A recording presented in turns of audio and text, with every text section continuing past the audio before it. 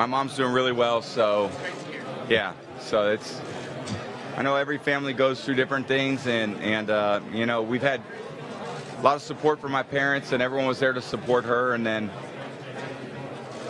hopefully it stays that way. So.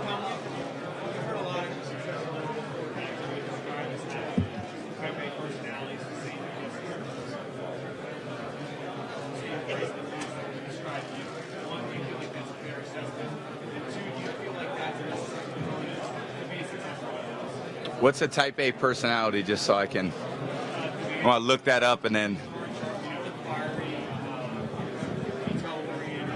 Yep. I'd say I'm those two things.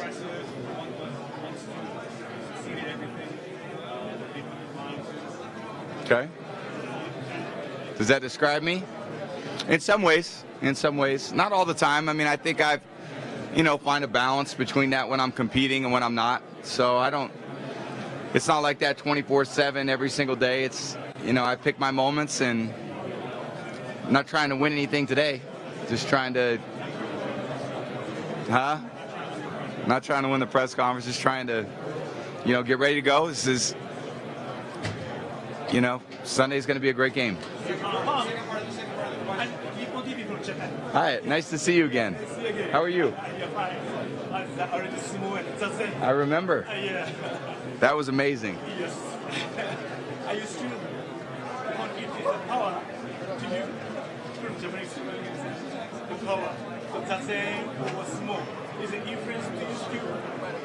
What? Sorry, what's that?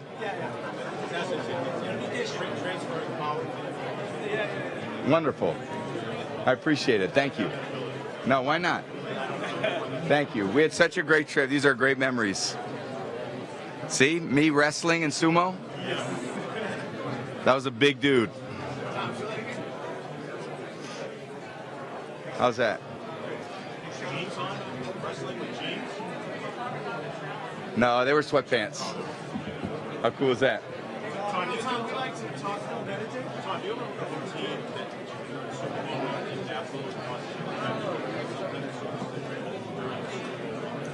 Yeah, I'm not very superstitious, so I try not to, think about which shirt I'm going to wear. I just kind of go with the flow. So, I know what I need to prioritize, and nothing really gets in the way of that. Yeah, I mean, that's important. You can't, again, I'm not here to waste my energy doing a bunch of things that aren't helping us be productive toward winning. So I'm not going out at night. I'm getting ready to play a football game. That's what, more so than anything, you remember the final score. And, you just got to be as composed as possible over the course of a long week. I learned that it's hard to get to, that year again. We had to overcome a lot of things that year too. And that was a long time ago. But I think the characteristics of our team then and our team now, you try to keep them the same. Yeah, I mean, everyone's doing their job. You focus on what you can control. You do the best you can for your team. And, you just can't let anything get in the way of what the team's goals are. Sometimes games are won on Wednesdays and Thursdays and Fridays. You just feel practice. Can you tell that you're doing Super Bowl weekend practice and you were ready and that we're going to play pretty well? Or if you don't practice well, I mean, obviously you'd love to practice well. I think that gives everyone confidence that we're really on it. And I think, you don't want to go out there and have a mediocre week of practice, because I don't think you gain a lot of confidence in what you're doing if you're not executing things at a high level. So, you got to be making the passes, you got to be running the routes, making the right reads, great execution, fundamentals, attention to detail. I mean, all those things are going to show up in the game. And, we've got to be able to take what we've learned all last week, all the film we studied, and put it into action. Does it ever seem surreal to be back in these moments, especially at the age of 40 plus? 41. Yeah, it does. I mean, no one ever imagines these things. So, I think the goal is, when I was a kid, I hoped I was going to be a professional athlete. And, I've been a professional athlete for a long time. So, I couldn't have asked for anything better or different. You know, obviously I wouldn't change anything. And, you know, I just love being here. I love representing our team. I love trying to go out there and win a world championship. Tom, the moment that Mo Lewis hit you, what do you recall exactly? That was a tough situation. I mean, Drew was seriously hurt. I mean, that was a major injury, and thankfully Drew came back and he was able to, you know, regain everything. You know, but I mean, I would say, you know, you have an injury like that, you don't know if you're ever going to play again. But, you know, Drew went back in the game after that hit. I mean, he was so tough. You know, I learned a lot from him about toughness, about mental toughness, mental and physical toughness. He was a great role model for me to look up to when I first got in the NFL. And, you know, I remember visiting him in the hospital that night. And, you know, he was going through a lot at that time. And I was trying to go out there and play and do the best I could do for the team. Who told you that you were going in, Bill or Charlie? Or? Well, at that point, I was the backup. So, I mean, I was just assumed it was going to be me. You finished that game. Yeah, I finished the game, but Drew got hurt. He went back in the next series. And then, you know, he came back, you know, after a series of playing. We didn't move the ball, and then they said, Drew's done. You know, you're going in. And Who said that? Who said that? I don't remember. Yeah, I don't remember. Your dad was on ESPN this morning. Oh, really? Yeah, he was telling some fun stories about your competitiveness. Yeah. One story he told was a remote control maybe making its way through the wall, and then he put a picture over it for about 3 years. Yeah. Until you left the house, and then he told Mom. What do you remember about that? If you do remember anything? I don't think my dad remembers it as well as I do. Yeah. No, I definitely, you know, broke some remote controls when I was a kid. First, I was a very poor sport. I was a very poor sport, and that was pretty. I just remember losing and taking the remote and slamming it down over and over. And if my kids did that today, I don't know what the hell I would do, but I wouldn't be happy. And then, you know, I remember punching a hole in a wall in our house. Yeah, it was for a different reason.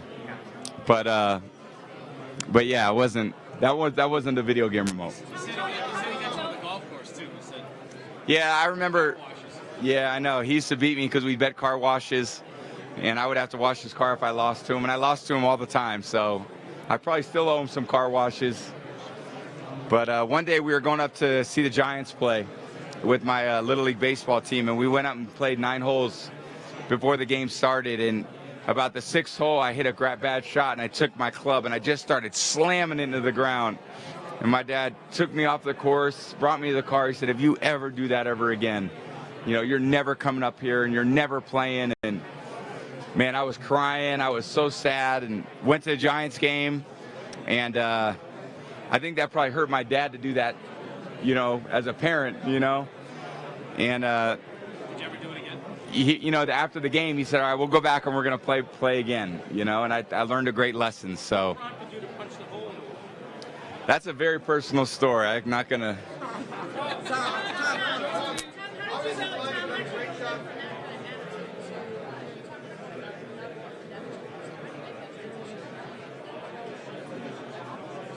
Yeah, I don't know. It's just, you know, I think some people are born with, you know, great height. Some people are born with great size, you know, great speed, you know, and some people are born with other things that I would say are more intangible. And I think competitiveness and the ability to compete has been a great attribute for me. And it started when I was young, and it was really a part of my whole family. I mean, everyone was the same way. So it was definitely in our family's DNA. To compete and to want to just, you know, play to win. And I think I was always encouraged to do that. My parents never, you know, said like, you know, look, we should really think about, you know, what you want to do, your goals. Or my parents always just encouraged it. Let's go for it. And let's try to go to these camps with these other kids that are, you know, really talented. And I think that was just a great thing that my parents were able to instill in me to, you know, you shoot for the stars. You try to do the best you could do. And, I just grew up that way, and I still feel that way now. I think people would think you're 41. What are you doing? And I still be shooting for the stars, and I'm doing something I love to do. So. Last question.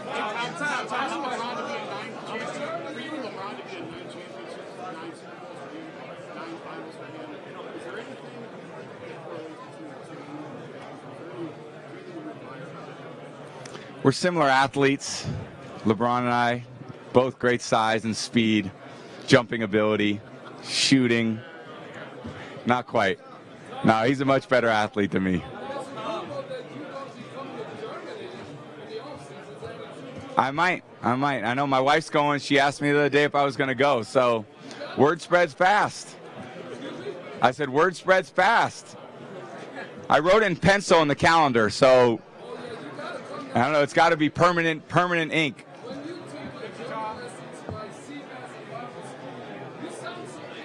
They were very good. It was intense. It was intense. It wasn't anger.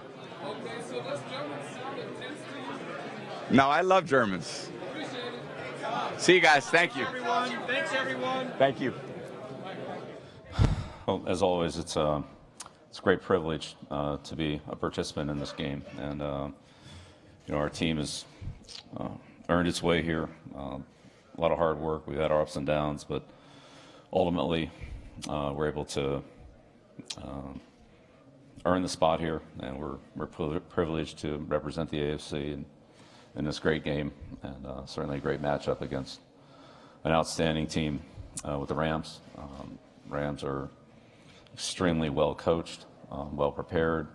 They have great players, great staff. They've pretty much led wire to wire, as were a lot of expectations for them to do that. So we're gonna and have had a good week of preparation back in Foxborough. Gonna fine-tune a few things here this week, and be ready to compete Sunday night against a great football team. They've had a great year, and I have a ton of respect for what they've done, the way they've done it, and we're going to go out there and do our best to compete against it. Please raise your hand if you have a question. On your right, Coach Farhan Lalji from TSN. Just want to ask you about Julian Edelman, who's always been so good in the playoffs. What is it about his makeup that allows him to succeed in the biggest games? Julian's prepares well. He's a very competitive player. He's got good skills, and he plays extremely hard. He's a very competitive guy. So unselfish, whatever we ask him to do, he's always willing to do it, gives his best, and he does a lot of things to help other players around him play better or achieve success. I think we all really respect him for that, and appreciate what he does to help the football team in so many areas, going back to when he played defense for us and in playoff games, and he's obviously returned kicks, played in the kicking game, and made a lot of big plays on offense as well. So he's always there, and we can always count on him.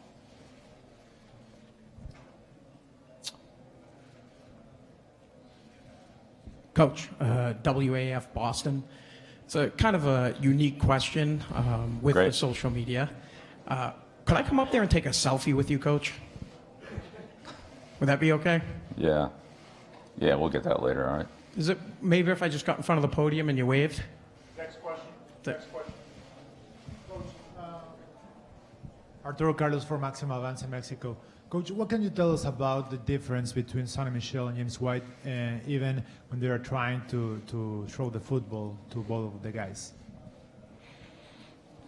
Well, we feel very fortunate to have a good set of backs. They're all very talented, have been very productive for us. James is clearly that leader. He's been with the team in a number of different roles, but has had a lot of production in the passing game, but he's also had a lot of production in the running game. And as a situational player, Sonny has the least experience and missed a little bit of time in preseason and a couple games during midseason, but he's worked hard, continued to improve, learned our offense, and just becomes more and more valuable each week. And Rex is another versatile player that's really can play on all 4 downs for us. He's good on first, second, third, and fourth down. He has a big role in the kicking game.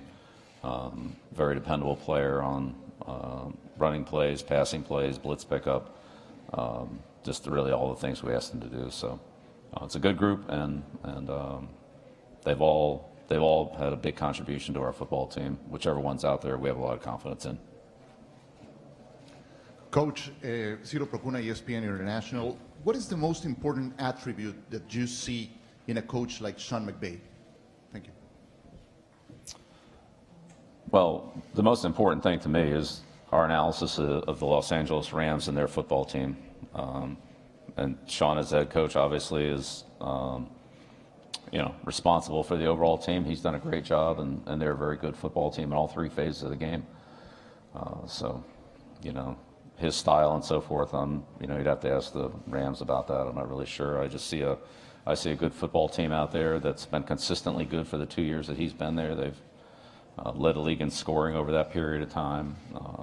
They're very good on defense. They're very explosive in the kicking game. Really every play is a problem, and he's done a great job of creating that type of explosive attacking team that's very hard to play against. And obviously they haven't been beaten very many times over the last 2 years. They have a great record.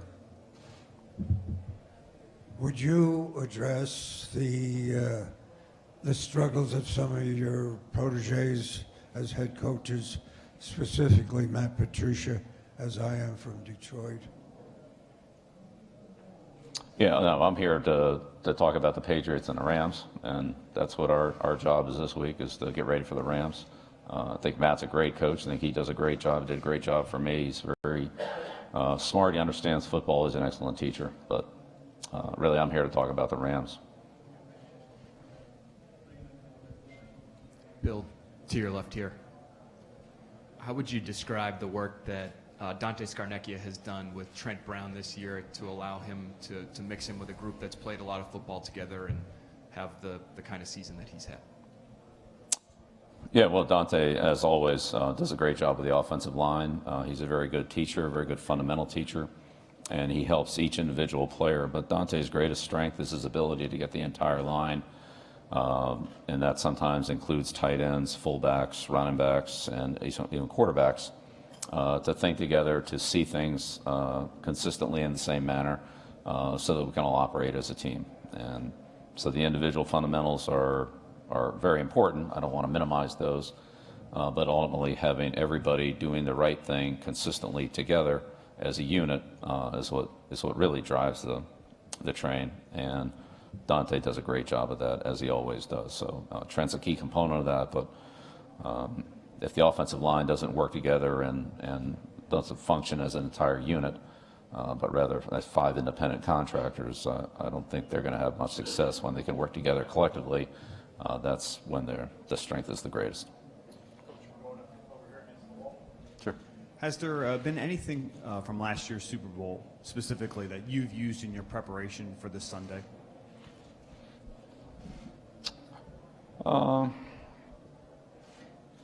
I mean, there's some things that were, relevant schedule-wise, but this is a completely different team. So I would say it'd be minimal.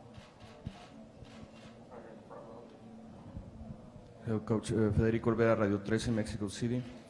Coach, there is controversy about whether Brady is the best quarterback of all time. What are your thoughts? Yeah, he's a great quarterback. I'd certainly put him up there against anybody, but I don't really feel like it's my job to rate people. He's a great player. He's been a great player for the New England Patriots. Certainly his record is unmatched. Glad he's my quarterback. John Crick, Toronto Sun. Bill, a few times in the past, including briefly last night, you've mentioned how the late Wayne Harden has had an impact on your style and approach as head coach. He was the Navy head coach at a time when your dad was there, and then later at Temple. Yes. Can you explain some of the things specifically that you might have seen that opened your eyes to maybe being a more aggressive or more unconventional head coach in some way? Just say Coach Harden's philosophy was very much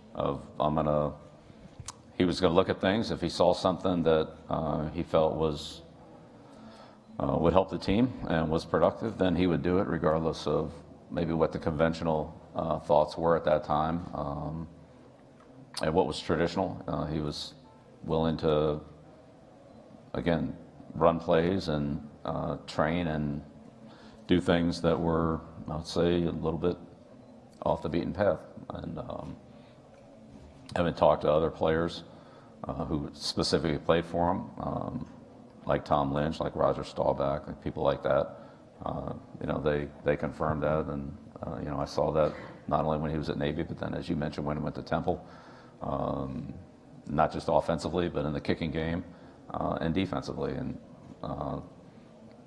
sometimes you just I would just a little bit shake my head, but then when you saw the results of it and you understood what he was thinking, you were like, this is a pretty good idea, and not one that I would have thought of right off the bat. So when I got into coaching with the Giants, he was still at Temple, and certainly I was a lot older and a lot more able to understand and learn from him than I was when I was, a preteen.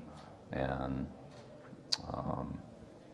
so I'd say, looking back, though, when you learn something young and it kind of becomes you're comfortable with it or you're used to it, and you're very impressionable at that age, I'd say that stuck with me.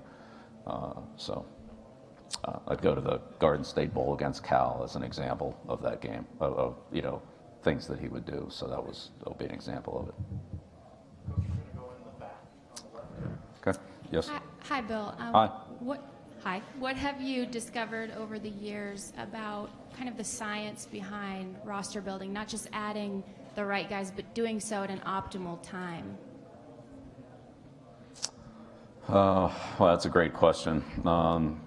Roster building in the National Football League is a very challenging task, and there are so many talented players in this league. And they can be very different. So you could have very talented guys with different skills, and ultimately you have to try to find the right mix for what's best for your team. And that can be long and short term, because there's a developmental aspect to young players, and then there's an element to older players of being able to maintain or sustain the level of play that you're accustomed to seeing. So when you put all that together, along with immediate needs versus long-term needs, so what do we need for this week? What do we need for the rest of the season? What do we need for next year? It all becomes cloudy, I would say. If it's clear, it's easy. That's the good thing. Usually it's not that clear, and you have 3 or 4 options, and you try to make the best one based on how you want to prioritize all those things. But it's a great question, and it's a very challenging and difficult part of coaching, is the roster building, roster maintenance, and depending on the time frame that you're looking at, that there are certainly multiple correct answers. Just you'd have to determine what your priorities are. Coach, Jeff Martin with the Associated Press. We were supposed to get up to 1 inches, maybe a little more snow. What's your reaction to that? Were you surprised that it didn't materialize? And how has the weather in general affected what you're doing this week?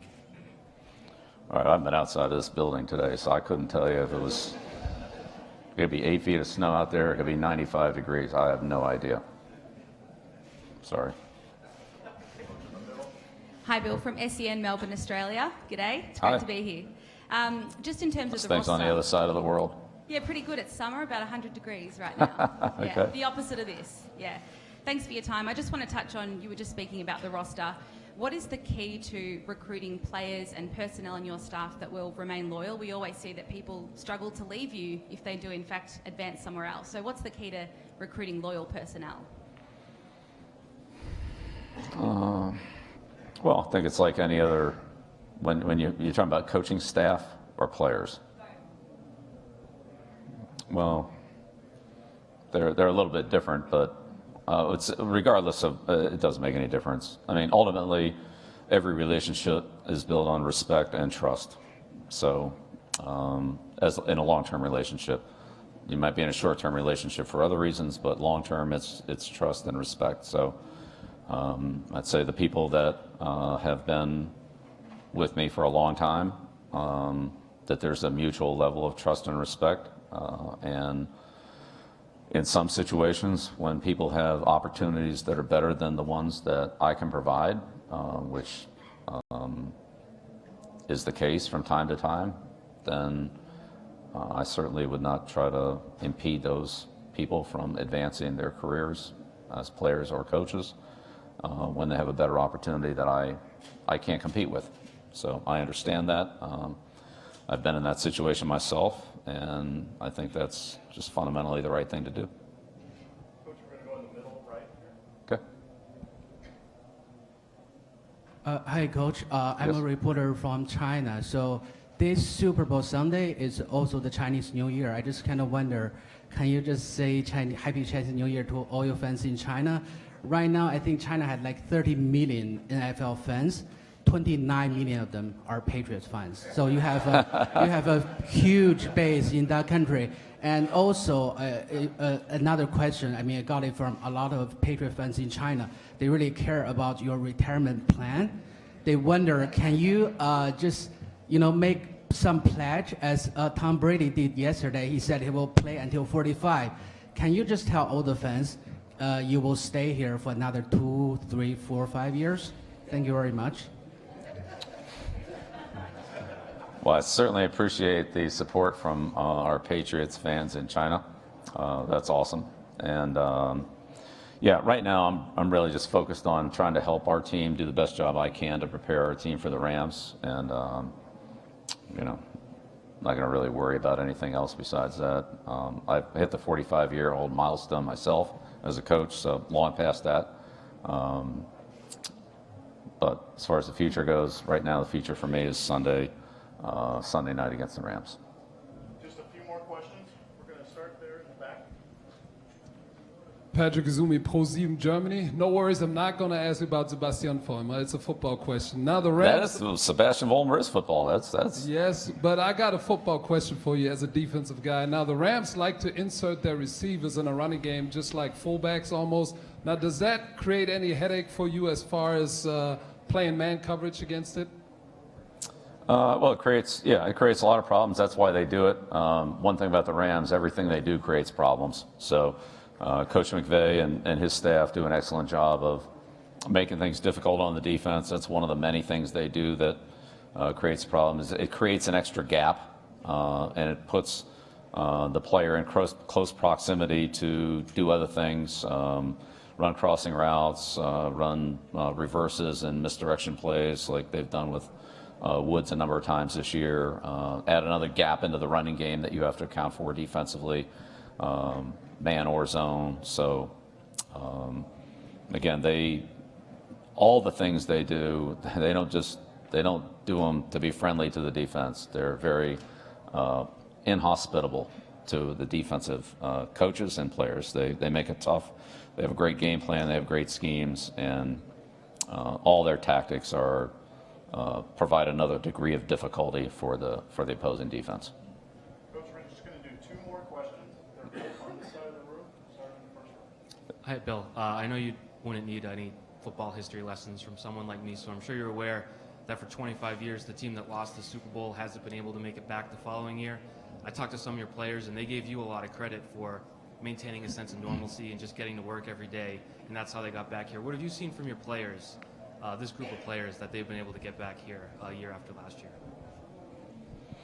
Yeah, I don't really care about last year or the year before that or 2 years before that. I don't think that really makes a lot of difference. I think what is important on this year's team is that these players have worked hard. They've tried to improve every single day. As coaches, we've tried to do the same thing.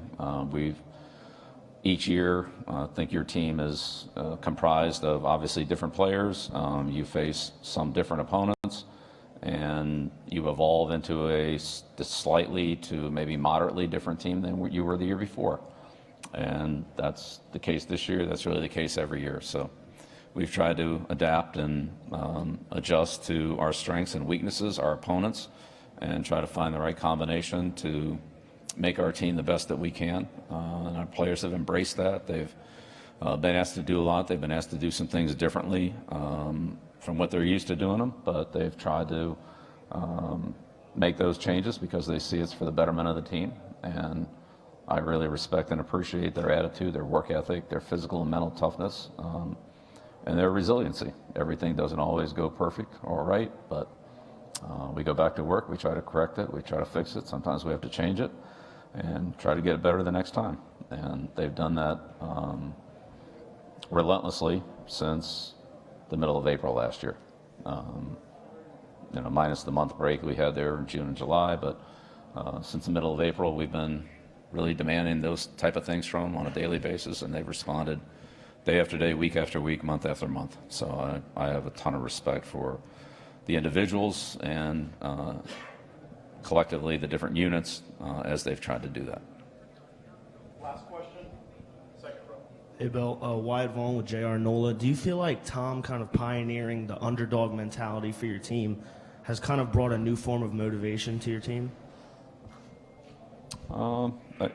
Possibly. I don't know. I can't speak to what motivates every player, every coach on our team, but I think ultimately we all want to go out there and perform our best on Sunday night. We've, as I said, been at it for a long time this year. It's the biggest game of the year. Everything's on the line. Everything's at stake. We all want to go out there and perform at our very highest level, and that's because of our respect and commitment to each other. And certainly we understand how difficult it is to play a team like the Rams and what that challenge will be. So we're going to do all we can this week to prepare to do that Sunday night.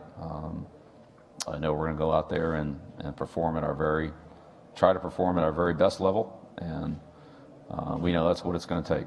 So whatever all the motivation or things are that go into that, I don't know, but I think ultimately that's what it's really about is how do you get to your best on Sunday night individually and collectively as a team, and that's what we're absolutely going to commit to and try to do. Okay, all right, thank you very much. Slow down. Yeah. What's the biggest difference in terms of stepping into the Patriots locker room versus past locker room cultures that you've had? Will you say that one more time? What was the biggest change you noticed or difference in the Patriots locker room culture compared to other locker rooms or other cultures that you've been in the past? A winning environment. When you say winning environment, what does that feel like as a player stepping into it? You don't want to be the problem. Does it help that environment? I mean, how big of a part of that is the fact that they have won for so long that you trust that what they're doing works? Well, they're past shows, and you want to come in and contribute and be a part of the team. When you look at the Rams, what are you respecting of them as a team? And you don't get it having a great season and being a great team. Yeah, it would start for me up front. The O-line playing every single start. They've played every game together. They started all the regular season and postseason together. They've been really impressive. How they communicate, how they work as one unit, it's impressive. Goff playing really well. I mean, they just been playing really well and really good football, and it's going to be an exciting game. We're excited for the challenge. They're very good. Kyle, they use the jet sweep, jet motion pointing in. Yeah. As a linebacker, what's the most difficult part of dealing with that extra layer of deception? Just reading your keys. Throughout your career, was there any time where you thought might not be able to get this sort of opportunity? No, I always believed, there's a little confidence that went down a little bit, honestly, just because I knew I could play. It was just a matter of getting in the right opportunity with someone who believes in you and who trusts you to put you on the field. And I feel like I've done that with the Patriots. As soon as I got there, yeah, they said I was going to play.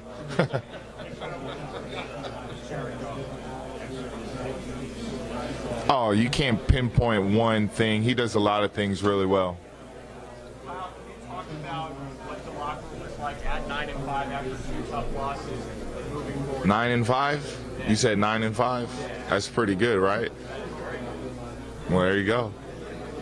Your wife obviously had a big part of kind of being in the role you're at.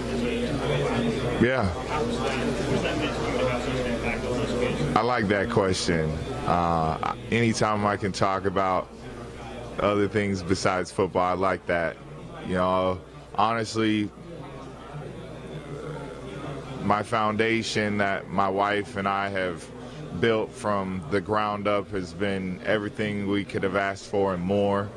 The relationships that we have with kids and the agencies we work with has been tremendous. And you know, those kids are our future, and we want them to feel loved and feel like they're a part of this world and that they're set up for success. And through our foundation, we try to strengthen kids for success.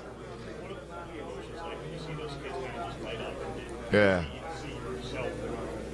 Yeah, you know, they're also making me light up. You know, it's an amazing opportunity and experience to work with foster families and adoption and struggling youth in the communities and see them grow in just a short amount of time. And, you know, we just want to help. That's it.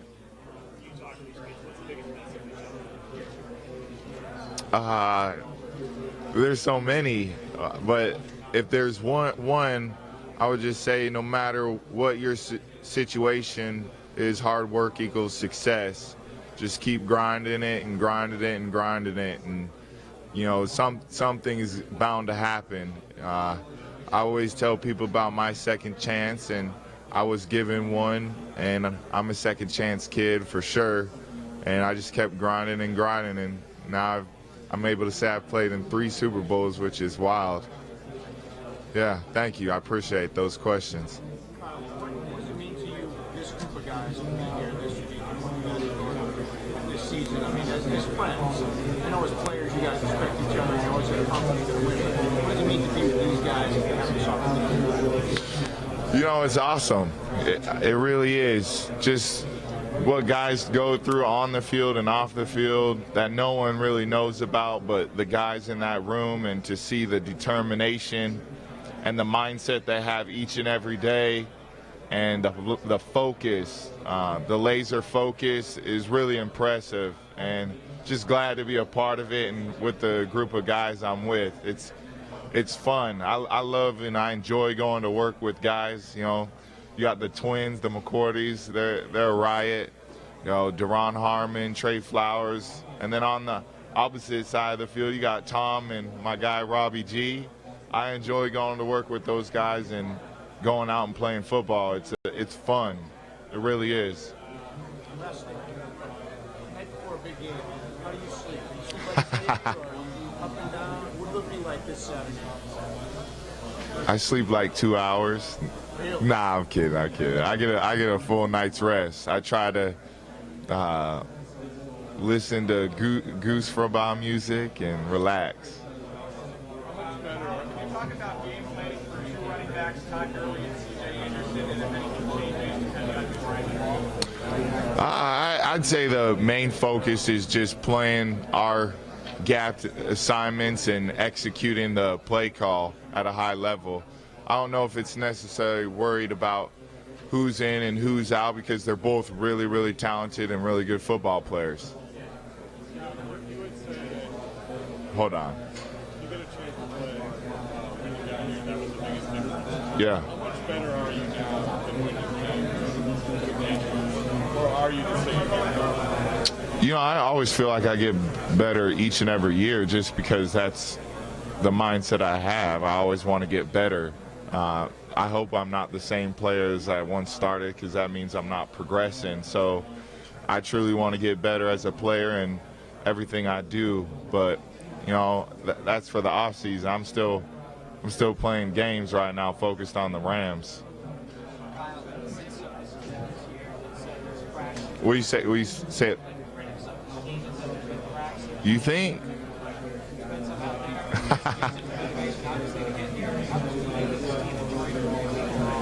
You know, I've said this, you know, a couple days ago. I enjoy proving people right. A lot of people believe in me, my family, my teammates, the coaches. I want to prove those people right. I think that's better. Haters are always going to be there. They're all fine and dandy. A lot of them get paid to talk trash for a living, and that's cool. But honestly, I want to prove the people right. Since you got here, you've been able to play in a couple of Super Bowls, start a couple of Super Bowls. Does it ever hit you that, you know, this isn't normal, this isn't the experience that everybody in the NFL has? Yeah, I talk about it with my wife all the time. You know, it's hard when sometimes you're living in it and experiencing going through these Super Bowls. You try to just enjoy the moments, and it's hard to really understand that this does not happen all the time. But it's a blessing, and I try to do the best as possible. Having played it more than one, does it help you after going through it once enjoy it more because you sort of know what's going on? Yeah, I think it's more comfortable, but at the same time, the team's different, and you got to put all your focus on that team.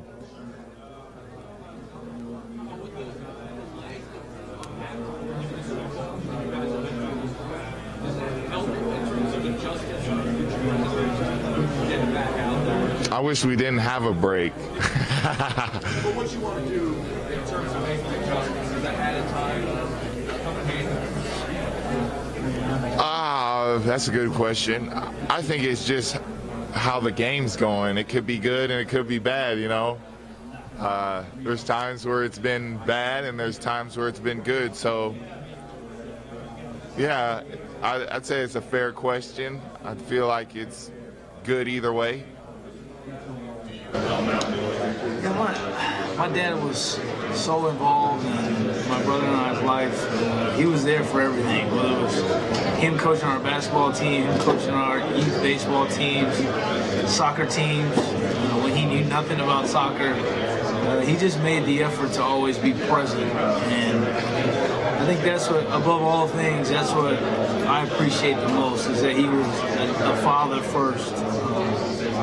You know, so many of the young kids that look like me, especially black kids, they don't have fathers that are present, but we had a father that was always there, and I really appreciate that. Was there a point when you were younger that he directed you toward football, or you played all these other sports? He didn't want me to play football. No?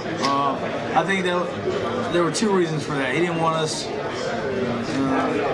to feel pressured to live up to his name and all the things that he accomplished in his career. He knew that there would be expectations that came along with that were potentially unfair. And I also think he wanted us to avoid injury. He knew the toll that this game takes on you physically, and I don't think he wanted us to go through that. But against his wishes, here I am. So it's been a fun journey. He made it to one Super Bowl. He did. And unfortunately he didn't win. This is a habit. What does he say about that? I think a part of him is a little bit jealous, but a part of him is just so excited. I feel like we're in this together. I know I wouldn't be here without my father and his guiding influence on my life. So for us to have this experience as a family, for him to be a part of it, it really means the world, not only to him, but to me as well. What was your reaction to the family when you made the Hall of Fame? Oh man, just sheer joy. Really thankful. Think about my dad's journey from Jackson, Mississippi to LA to St. Louis and all the things that happened over the course of his career. No one knew better than us how hard he worked, how much he sacrificed, especially my mom. She was there before it all started. So for that to come to a climax with him reaching the Hall of Fame was something that made our family so proud. But we were so happy for him because we really felt like he earned it. He quietly went about his business for 20 years and tried to master his craft. And he ultimately did that, and we're so proud of him. Can you imagine playing 20 years? Absolutely not. That's a long time to do anything. But he has such a love for the game. He jokes all the time, I would have liked to keep playing if I didn't get hurt there at the end. But that's a long time to be playing football. Matt, how much did you ever feel like when you look across on Sunday, did you ever feel any sort of like deja vu of that jersey that you see? Because they're going to wear the old Yeah. I'm sure I'll feel some kind of way when I see the jersey. But ultimately, at the end of the day, I'm here with my teammates, and I'm representing what I believe is the finest organization in this league. And we're going to be trying to do everything we can to beat that team. So nostalgia will have to step aside as we look to try to win the game. I think it was after the Seahawks Super Bowl, and you and your dad are on the field. There's a hug, there's a pullback, a laugh, and a hug again. What was that? And I'm sure everyone saw you. Remember that feeling of, man, we did this together. Yeah, it was after the Atlanta game. The Atlanta game. Okay. And my dad was sitting up in his seats, and all game long, people were giving him a hard time. I think he may have been with Bruce Matthews, and his son was on the other team. They were giving him a hard time, and I think that some of that laughter was in relief for what had just transpired. But I think anytime that I'm able to have success on the football field, my team's able to have success. My dad feels like he's a big part of it. Certainly that day was an emotional one for all of us. But every time I think about what I'm doing now, it always goes back to my dad, because my love of the game came from him. I wouldn't be playing this game if it wasn't for him. Is there a different feeling between a professional father and a professional son relationship when you follow in the footsteps? Yeah, it's pretty unique. I think anytime a son is able to do what his dad did, it's pretty unique. Obviously, our situation is very unique. It's something that we haven't taken for granted. We feel like we're the luckiest family alive. We've been very blessed, so we're enjoying the ride together. Hey, Matthew, what are the things that most, when you look at the Rams, that is very impressive to you? I think just the talent they have at every position, whether it's offensively, defensively, or in the kicking game. They have talented players everywhere, and they pose a lot of problems. So when you look at them for the first time on film, it can be a little bit overwhelming, because you're like, well, how are we going to stop this guy, or how are we going to account for that guy? But I think we just have to stay within our system and what we do, play this game on our terms, and see how it goes for us. How is the locker room right now itself compared, to the previous season? I think this locker room is really close. We've been through a lot of adversity this year. We've been counted out more than once. But I think we've really grown together through our experience this season. We really cherished the time that we've had together. We're happy to be here, but we feel like we've earned our way here, and we want to prove that we belong. Ben, how much did Jack Easterby help his team when he first came here in 2013? It's really hard to put that into words. I think what he's really done here is shift our culture. We were in a tough spot when he got here. We were going through a lot of things off the football field, and he really brought a sense of comfort and stability to our locker room. He brought our brotherhood closer together through his faith and the principles that he believes in. And I honestly don't think we're here where we are sitting here today without his influence on our team. How much has he helped you? He's been, I'll forever be grateful to him. He's helped me develop as a man. He's walked me through the process of getting engaged in premarital counseling and then getting married and becoming a father. He's challenged me in my faith in following Christ. He's really been a huge part of the story of my life, and I'm so thankful for him.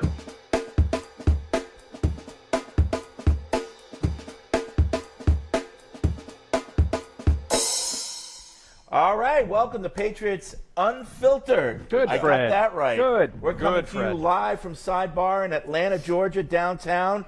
Just, a hop, skip, and a jump from where the Patriots are staying, where they'll be practicing, and where all the hubbub is this week for Super Bowl 53.